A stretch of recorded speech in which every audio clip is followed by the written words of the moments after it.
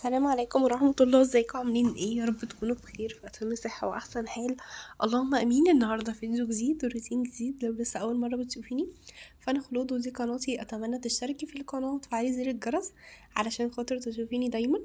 واهم حاجة بقى لايك للفيديو وتخلي كده صحابك يشتركوا في القناة. النهارده فيديو تفريزات. الفيديو ده اتطلب مني كتير جدا واخيرا عملته.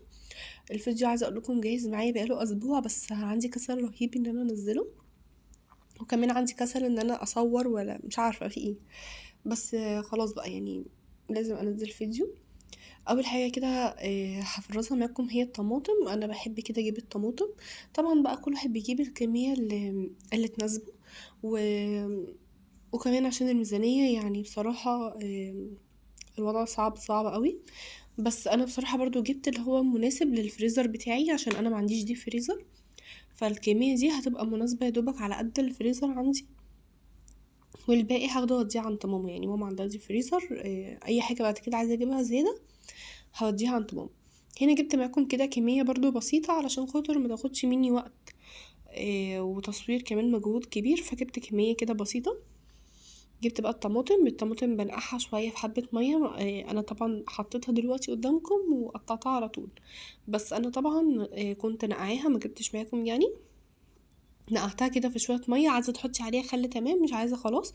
بس انا ما بحبش احط عليها خل. انا عموما ما بحبش الخل. مسكتها بقى كده قطعتها. هسبكها بقى معاكم ازاي. اول حاجه بقطعها كده على 4 او على 2، اي حاجه. مش عايزه تقطعيها خالص برضو ما فيش مشكله، بس طبعا لازم تقطعيها عشان خاطر تتضرب معاكي في الخلاط. وبحطها كده، بجيب الحله وبحطها في الحله بدون ميه بدون اي حاجه خالص، ولا ملح ولا سكر ولا الكلام ده. انا بقطعها كده يا دوبك، بقطعها وبحطها في الحله وبسيبها بقى على النار، على نار كده متوسطة لحد ما تستوي تماما. هوريكم دلوقتي كمان طريقة التسوية بتاعتها. هتمسكي كده الطماطمية، هتلاقي القشرة بتتفصل عن الطماطم اللي جوه، عن القلب يعني. كده هتكون هي استوت. بعد بقى ما هسويها، بعد ما هسبكها كده على النار، هي مش تسبيكة، انا بسلقها. وبعد ما هسلقها هضربها في الخلاط وهصفيها كويس، وبعد كده هنزل عليها بالحلة. بحب كمان اجيب كيس صلصة، بيديها برضو لون، يعني الطماطم مش حمرا قوي. بحب كده اجيب كيس صلصة ومرقة صلصة. عندنا بيبيعوا يعني مرقة صلصة، اديتها بصراحة احمرار حلو جدا جدا. والكيس الصلصة كمان عطاها لون حلو برضو. يعني ممكن تحطي الاتنين وممكن تحطي حاجة واحدة بس. هنا بقى كده كنت خلصت كمية الطماطم دول، كانوا حوالي 7 كيلو تقريبا. زي ما قلت لكم الفريزر عندي انا بحب التخزين جدا، وعموما بحب برضو مثلا في الشهر كده لو نزلت جبت مثلا كمية طماطم، ما بحبش احطها في التلاجة قد ما بحب اضربها في الخلاط واسبكها واحطها في الفريزر. بتبقى سهلة عليا بقى، يا دوبك يعني هطلع كده الكيس يفك. والمكرونة بقى ممكن مثلا الطبيخ كده يعني. وجبت برضو فراولة. الفراولة برضو حلوة في السوق، بس طبعا هنا جبت كمية بسيطة، ان شاء الله هكمل. زي ما قلت لكم انا جايبه كميه بسيطه معاكم في الفيديو علشان خاطر وقت ومجهود. زي ما قلت لكم هعمل كذا حاجه، ومعايا طبعا ايرلين فكتر خيري. الفراوله برضو نقعتها في شويه ميه، غسلتها كويس. وبعد ما هقطعها كده انا بقسمها على نصين برضو، مش عايزه تقسميها مفيش اي مشكله. وبعبيها برضو بحطها في الفريزر، بتطلع بقى دوبك كده على الضربة على طول. وساعات كنت بحط معاها موز وما بيسودش ولا اي حاجه يا جماعه بيحصل. بس الموز موجود طول السنه يعني. قطعتها بقى زي ما قلت لكم، انا جايبه معاكم كده كميات بسيطه. الباقي بقى هعمله مع نفسي وهوديه برضو عند ماما. عايزه اقول لكم بقى بجد ان التفريزات دي حاجه حلوه جدا. الاسعار مش احسن حاجه في السوق، بس الطماطم هتغلى وساعات بتوصل ل25 جنيه، فالصلصه احسن. وكمان بقى لو انتي مثلا مش حابه ان انتي تضربيها في الخلاط او ما عندكيش وقت، ممكن تقطعيها بقى على 4 وتشيليها كده في الفريزر. بتبقى حلوه برضو، يا دوبك بتطلعيها تفك، تضربيها في الخلاط وتصفيها لو انتي حابه تصفيها، وخلاص كده بتبقى برضو جاهزه معاكي على طول. يعني ما بتاخدش وقت في التسبيكه. وممكن برضو تحطيها زي ما هي كده، طماطمية زي ما هي في الفريزر، تغسليها بس كويس وتحطيها في الفريزر برضو، مش هيحصلها اي حاجه لو انت مكسله عن الصلصه يعني. بس عموما انا اعتقد كل الامهات والستات بقى اللي بتشتغل هتحب الصلصه اكتر بصراحه. هنا بقى الفراوله برضو بيحط لها ساعات شويه خل، بس انا بكررها تاني، انا ما بحبش الخل، فنقعتها في شويه ميه كده، بس بنقعها حوالي مثلا نص ساعه ولا حاجه، او يمكن اقل كمان. وبعديها بصفيها كويس. هنا بقى كنت خلاص برضو نقعتها، زي ما انا قلت لكم انا مجريه الفيديو، فما جبتش معاكم وقت النقع يعني. صفيتها بقى كويس وهحطها في اطباق فل. طبعا كل واحد برضو يعني احنا بنوفر، فكان ممكن ان انا اروح عشان التصوير والمنظر يعني الشكل يطلع احلى حاجه، اللي هي العلب السوداء بغطا عالي كده. بس العلب ديت للاسف يعني علبتين 3 في الفريزر عندي وخلاص على كده. يبقى انا اول حاجه ما وفرتش، تاني حاجه ما اخدتش معايا كميه. فهتشوفوا دلوقتي برضو وفرت ازاي مكان في الفريزر عندي واخد مني كميه كويسه. هنا البزلة بقى انا برضو جبت بزلة كده فرستها. طبعا انا مش جايباها متفصصه ولا حاجه، انا فصصتها وبعد كده هو مسكتها هغسلها كويس وبرضو هنقعها.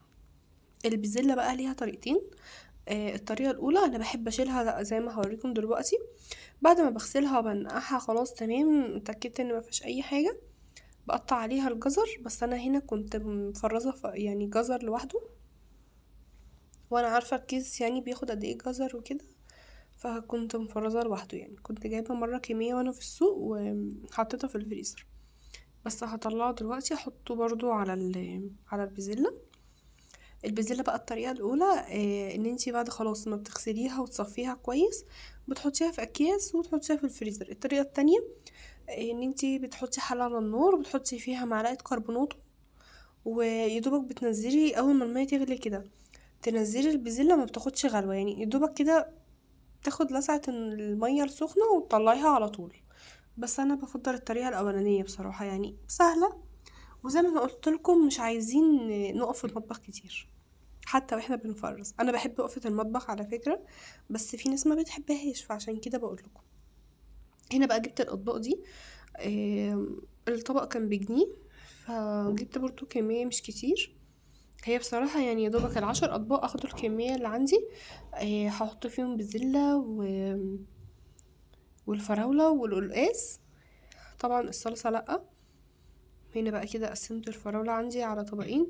ممكن تحسوا ان الكمية قليلة شوية، بس يا جماعة انا في رمضان بفطر لوحدي، جوزي بيبقى في الشغل فبفطر لوحدي، فاكيد مش هعمل كمية كبيرة يعني.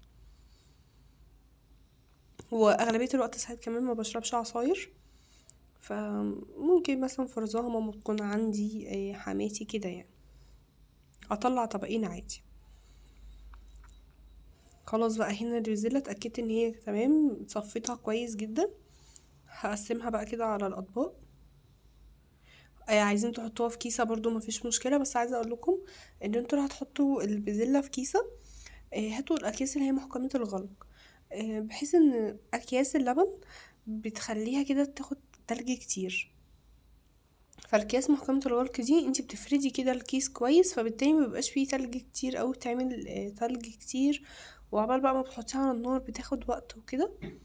فالطريقة دي برضو انا لقيتها احسن، ما مش هتعمل تلج اساسا. هلفها برضو بالاسترتش كده فهتبقى حلوة قوي.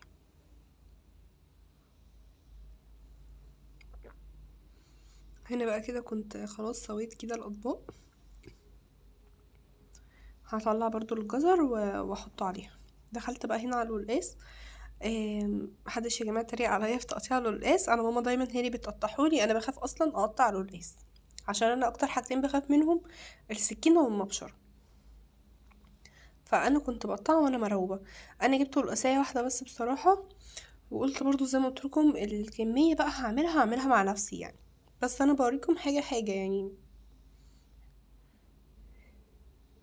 كمان بحب افرز الكرنب قوي. الحاجه الوحيده اللي ما بحبش افرزها هي الفاصوليا والسبانخ، يعني لا ما بيعجبونيش ابدا ابدا في التفريز. وبحب كده الفاصوليا والسبانخ لما كانوش طازه ما بعرفش اكلهم، وانا ماليش تقول قوي على الفاصوليا عموما يعني.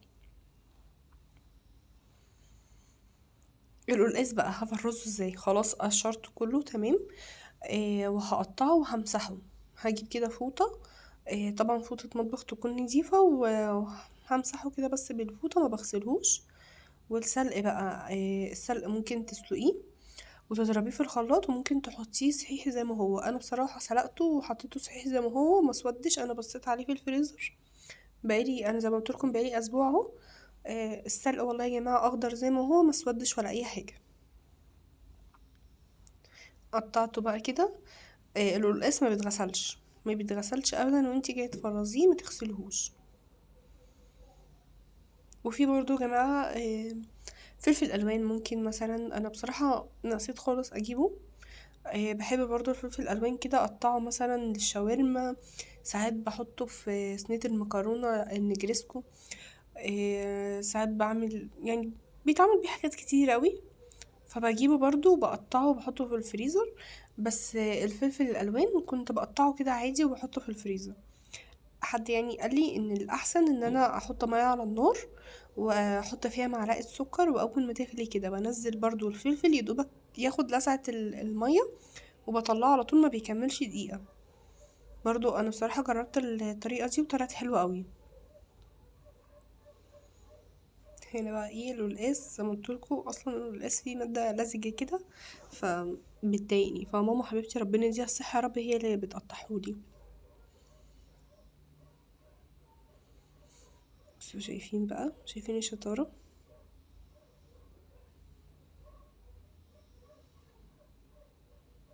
قولولي بقى كده انتوا بتحبوا التفريزات ولا لأ، والفيديو برضو عاجبكم ولا لأ. والكرومب ان شاء الله هصور معاكم طريقة الكرومب كده، هيبقى مثلا داخل جوه فيديو تاني مثلا روتين. الكرومب برضو بجيبه بسلقه بقطعه بحطه كده في الاطباق، الفل، وبحطه في الفريزر برضو بيبقى حلو قوي، لان الكرومب الشتوي احلى من الكرومب الصيفي. هو بيبقى فيه في الصيف كرومب، بس الشتوي طبعا احلى. وبرضو هقول لكم على طريقة البطاطس. في ناس بتحب كده البطاطس تخزنها برضو، سواء بقى ان انت هتعمليها مثلا للطبيخ صينية بطاطس، او بطاطس محمرة. بعد ما تقشري البطاطس اسلقيها كده نص سلقة، وحطيها في الفريزر. برضو اتفرجي كده على الجمال بقى اول ما تطلعيها تبقى حلوة قوي. هنا بقى بوريكم ان الطماطم خلاص كده استوت. شايفين بقى شكلها عامل ازاي؟ استوت تماما. المية اللي هي نزلتها دي انا عايزاها، لان دي مية طماطم من الطماطم يعني، فانا هضربها دلوقتي في الخلاط. هوريكم دلوقتي. هنا بقى كنت طلعت كده الجزر برضو حطيته، والقلقاس ممكن تعصري عليه نص ليمون عشان لونه ما يغيرش. هنا بقى كده اخلت الطماطم بالميه كده، هضربها في الخلاط. زي ما انتوا شايفين الطماطم مش حمرا قوي، عشان كده هتشوفوا هحط لها صلصه، وهحط لها مرقه صلصه كمان. ضربتها كده في الخلاط، وتستنوا يا جماعه على الطماطم تبرد تماما تماما، علشان لا قدر الله ما تفرقعش، يعني الخلاط ما يفرقعش من السخونيه. او لو عندكم بقى هاند بلندر تمام اشتغلوا على طول، مفيش اي مشكله. بصوا بقى شايفين الصلصه بجد ناعمه. يعني الصلصه الطماطم لما بتحطوها على النار كده وان انت تسلقيها بتديكي صلصه ناعمه. ده البذر بقى والحاجات اللي طالعه من الطماطم دي. بصراحة الطريقة دي أحلى بكتير من إني أجيب الطماطم وأضربها في الخلاط على طول. يعني حتة إن أنا بسلقها، الخطوة دي مهمة وحلوة، بتديكي صلصة طعمها حلو. هوريكم برضو الصلصة تبقى ناعمة ازاي. الصلصة دي بتبقى حلوة قوي في الطبيخ، كمان في المحشي، في المكرونة، أي حاجة، في صينية البطاطس. وكمان بقى تعودي تعملي مثلا ايه اكياس احجام مختلفة. يعني مثلا للمحشي اكيد هتحتاجي طماطم اكتر، مثلا للمكرونة للطبيخ، طبعا كل واحد بيعمل على قد الافراد اللي موجودة في العيلة يعني.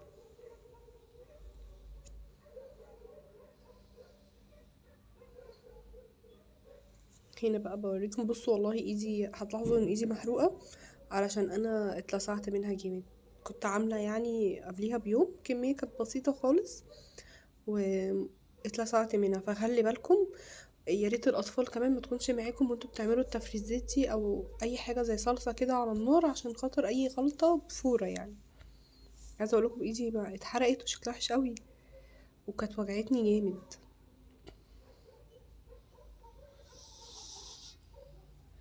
هنا بقى كده كنت عملت كمية. قولوا لي برضو كده، بتحبوا تفرزوا ايه يعني؟ انا بحب الطماطم والبسلة والقلقاس والفراولة والجوافة كمان، وبحب الجوافة كمان قوي.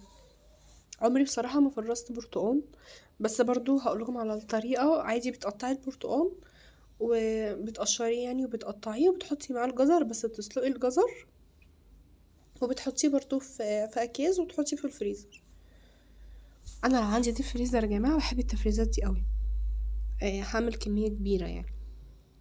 جبت بقى كده حلة على النار، حطيت فيها شوية زيت،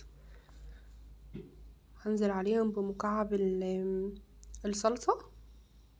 مكعب الصلصة ده ما بيبقاش فيه ملح، ما تخافوش، غير مكعب المرقة. فكيته بقى كده كويس في الزيت.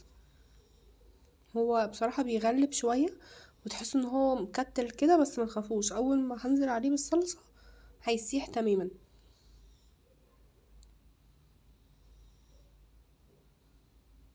انا كده كده عمالة افك فيه، هو زهقني بصراحة شوية، بس خلاص اول ما هنزل عليه بالصلصة هيفك.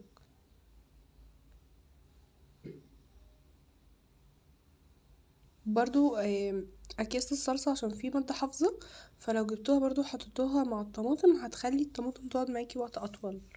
برضو لو محطيتهاش عادي مفيش مشكلة، بس عشان الطماطم يعني كان فيها كام واحدة صفرة كده، ف انا بحب الطماطم حمرا، عشان كده جبت بقى مكعب المرقة ومكعب صلصة عفوا وكياس صلصة.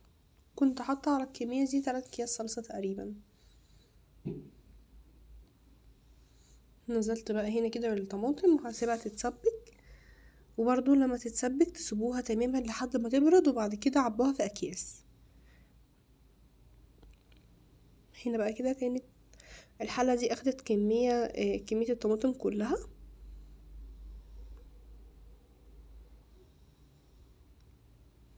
شايفين بقى الصلصة عموما ناعمة ازاي؟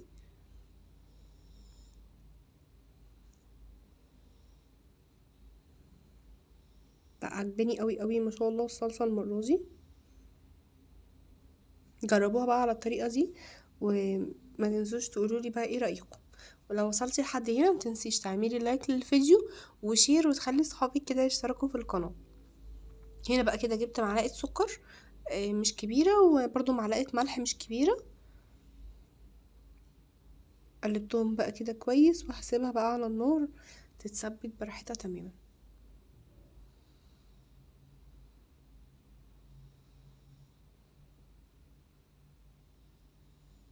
انا كده بطمن بس ان المكعب المرقة، مكعب الصلصة ساح. عمالة اقول لكم مكعب المرقة بدل مكعب الصلصة. خلاص بقى كده كنت رحت كيست بقى لفيته كده بالاسترتش، وهحطه في الفريزر على طول. هنا برضو السلق اهو بوريكم، سلقته كده في شوية مية، والكزبرة جبتها وغسلتها وسبتها تنشف تماما، ورحت مقطعاه وحطاه في اكياس. برضو ممكن تخزنوا خضرة المحشي يعني، بتتعمل بالطريقة دي بتبقى حلوة قوي.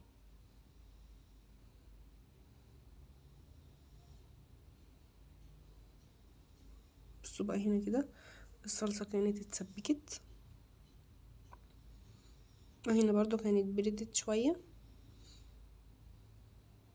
عايزة اقول لكم والله الفيديو ده كان متصور لحد الساعة 3 بالليل، يعني عشان خاطر ايلين كانت بتحب تقعد جنبي يعني في المطبخ، فالصلصة خفت عليها بصراحة. عبيت كده بقى ايه على حسب الاكياس، على حسب الكمية اللي انا عايزاها يعني في الكيس. بصوا كانت سخنة برضو يعني، انا عبيتها كانت سخنة، بس كنت مضطرة بصراحة، بس ما كانتش سخنة قوي يعني.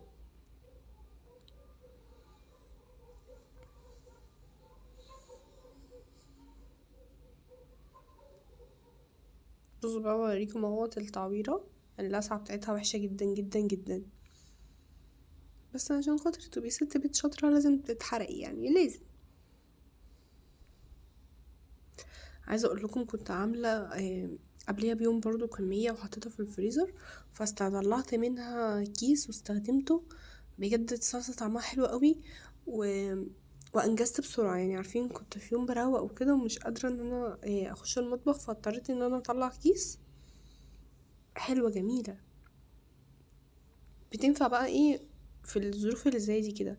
ممكن مثلا تكوني بره في مشوار ولا حاجة، تيجي لسه هتعملي الاكل، لا انت هتطلعي الحاجة على طول من الفريزر، كله هيتحط على بعضه على طول، فانجاز يعني. هنا بقى كده بوريكم الاكياس، سبتها برضو تبرد وبعد كده احطها في الفريزر. باي باي.